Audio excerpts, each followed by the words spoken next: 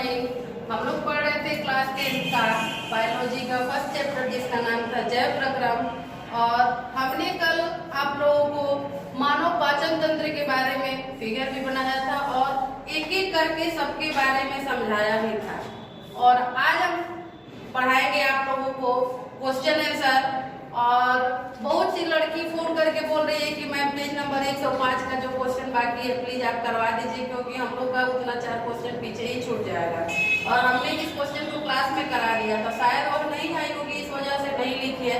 तो आइए हम आज पेज नंबर 105 का जो 4 प्रश्न बाकी था उसको ही हम करा देते हैं, ताकि जिसका पीछे छूटा हुआ है वो लोग इस हाथ में ही आ जाएगा। तो मेरा पहला क्वेश्चन था कि हमारे जैसे बहुकोशिकीय जीवों में ऑक्सीजन की आवश्यकता पूरी करने में विसरण क्यों अपर्याप्त है। आइए हम समझते हैं इस क्वेश्चन को। तो हमारे जैसे बहुकोशिकीय जीवों में ऑक्सीजन की आवश्यकता पूरी करने में विसरण इसलिए अपर्याप्त है क्योंकि बहुकोशिकीय जीवों में सभी कोशिकाएं वातावरण के सीधे संपर्क में नहीं रहती है, अतः विसरण सभी कोशिकाओं की आवश्यकताओं की पूर्ति नहीं कर सकता। देखिए यहाँ पे एक चीज है बहुकोशिकीय, यहाँ पे एक चीज है बहुकोशिकीय विसरण। एक कोशिकीय हम किसे कहेंगे? वैसे जीव जिनकी शरीर की संरचना सिर्फ एक ही कोशिका से हुई रहती है उसे हम लोग क्या कहते हैं? एक कोशिकीय जीव। और बहुकोशिकीय जीव हम उस जीव को कहेंगे जिसकी शारीरिक संरचना बहुत सारी कोशिकाओं के मिलने से हुआ है, वैसे जीव को हम लोग क्या कहते हैं? बहुकोशिकीय जीव कहते हैं। और एक यहाँ पे है विसरण। विसरण दो पदार्थों का स्वतः आपस में मिल जाना क्या कहलाता है? विसरण कहलाता है। जैसे दो पदार्थ है और बिना किसी के मिलाए आपस में मिल जाना ही क्या कहलाता है? विसरण कहलाता है। तो वही कह रहा है कि बहुकोशिकीय जीवों में सभी कोशिकाएं वातावरण के सीधे संपर्क में नहीं रहती है, अतः विसरण सभी कोशिकाओं की आवश्यकताओं की पूर्ति नहीं कर सकता है। तो ये था मेरा क्वेश्चन नंबर 1 का ये आंसर था। और क्वेश्चन नंबर ये 2 है कि कोई वस्तु सजीव है, इसका निर्धारण करने के लिए हम किस मापदंड का उपयोग करेंगे। हमने क्लास में पढ़ाया भी था सजीव और निर्जीव के बारे में, और आप लोग भी जान जाते हैं कि सजीव और निर्जीव क्या क्या है। तो जब कह रहे हैं कि कोई वस्तु सजीव है और उसका निर्धारण करेंगे हम कैसे देखेंगे और कैसे जानेंगे कि वह वस्तु क्या है? सजीव है। तो कोई वस्तु सजीव है, इसका निर्धारण करने के लिए हम निम्नलिखित मापदंड का उपयोग करेंगे। श्वसन, अगर कोई जीव सजीव है तो श्वसन तो करेगा सांस लेने के लिए, उसमें पोषण की प्रक्रिया भी होगी, और जब श्वसन पोषण होगा तो वह वृद्धि करेगा, वहन तथा उत्सर्जन, यही सारी प्रक्रियाएं होती है सजीवों में, जिसके द्वारा हम पहचान जाते हैं कि कोई वस्तु सजीव है या निर्जीव। आइए इसका 3 नंबर क्वेश्चन हम करते हैं। 3 नंबर क्वेश्चन क्या है?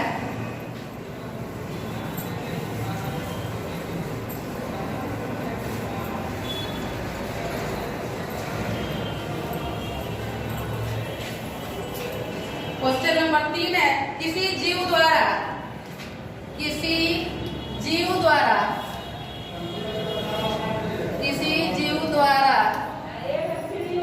किन कच्ची सामग्रियों का किसी जीव द्वारा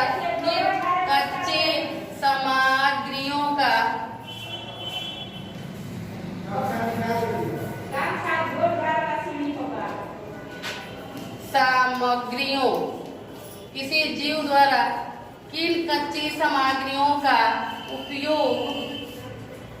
उपयोग किया जाता है? उपयोग किया जाता है। इसका आंसर होगा किसी जीव द्वारा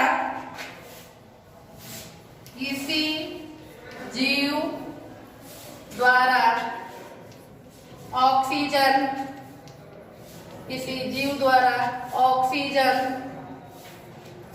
जल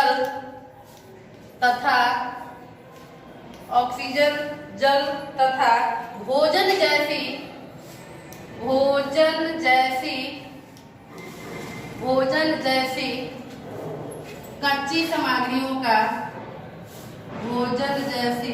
कच्ची सामग्रियों का कच्ची सामग्रियों का उपयोग किया जाता है, उपयोग किया जाता है। अब देखिए ऑक्सीजन, जल तथा भोजन। अब इसके बारे में हम एक एक लाइन लिखते हैं कि ऑक्सीजन या भोजन का, भोजन जो है उसका कैसे उपयोग जीव जंतु करते हैं। भोजन है जीवों द्वारा ऊर्जा एवं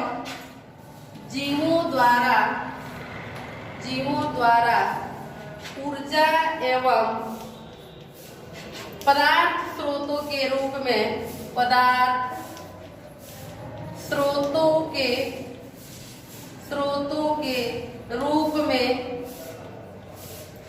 जीवों द्वारा ऊर्जा एवं पदार्थ स्रोतों के रूप में इसका उपयोग किया जाता है, इसका उपयोग किया जाता है।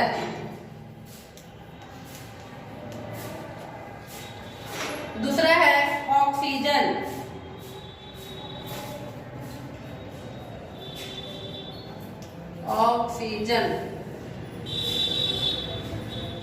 जीवों को भोजन जैसे पदार्थों के,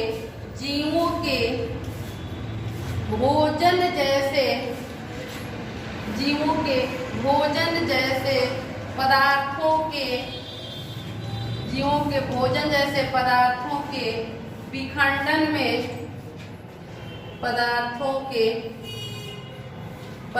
के विखंडन में,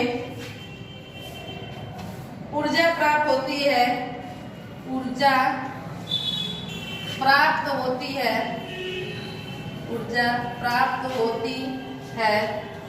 इसके लिए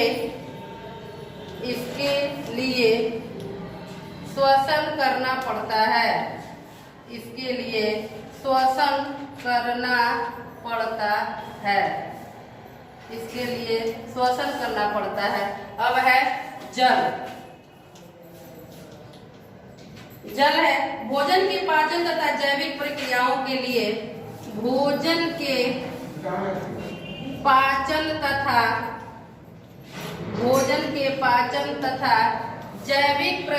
के लिए, जैविक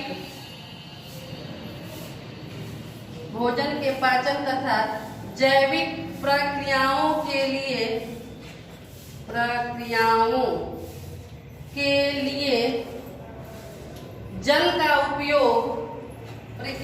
लिए जल का उपयोग किया जाता है।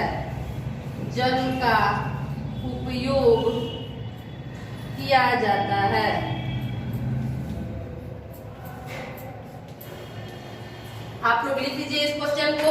एक और क्वेश्चन बाकी है इस पेज नंबर 105 का, जो हम अभी कर देते हैं, और आप लोग उस क्वेश्चन को अपने कॉपी में लिख लीजिएगा और साथ ही साथ आप लोग याद भी करते रहिए, ताकि जो भी क्वेश्चन है वह आप लोग के दिमाग में रहेगा और आप लोग उसको अच्छी तरह से समझ सकते हैं। क्वेश्चन नंबर है 4 है क्वेश्चन की जीवन के अनुरक्षण के लिए आप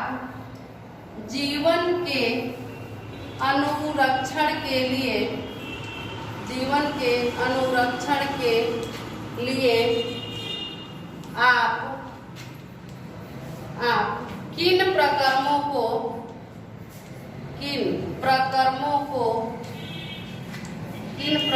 को आवश्यक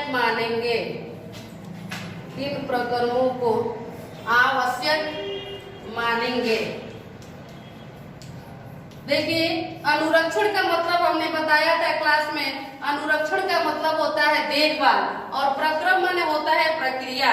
यानी हमारे जीवन के अनुरक्षण के लिए कौन कौन से प्रक्रम है जो हमारे लिए बहुत ही उपयोगी है। तो आइए जीवन के अनुरक्षण के लिए हम जीवन के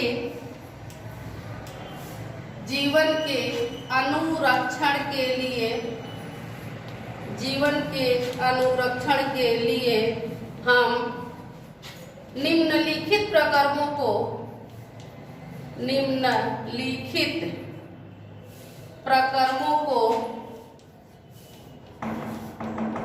निम्नलिखित प्रकरणों को आवश्यक मानेंगे।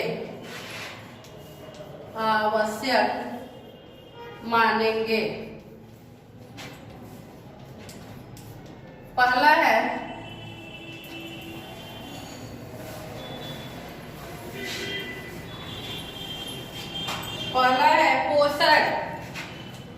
पोषण। दूसरा है श्वसन। तीसरा है वहन। वहन माने ढोना है, तो वहन का मतलब होता है ढोना, एक स्थान से दूसरे स्थान तक उसको लेके जाना। चौथा है उत्सर्जन। उत्सर्जन का मतलब होता है शरीर के बेकार एवं अवशिष्ट पदार्थों को शरीर से बाहर निकालने की प्रक्रिया क्या कहलाती है? उत्सर्जन कहलाती है। और पोषण के बारे में हमने आपको पढ़ाया भी था, श्वसन के बारे में भी पढ़ाया था, और वहन के बारे में इसके आगे वाले पेज नंबर वाले क्वेश्चन में हम लोग समझेंगे। तब तक के लिए आप लोग घर पर रहिए और सुरक्षित रहिए, है ना। घर से कहीं भी बाहर जाना है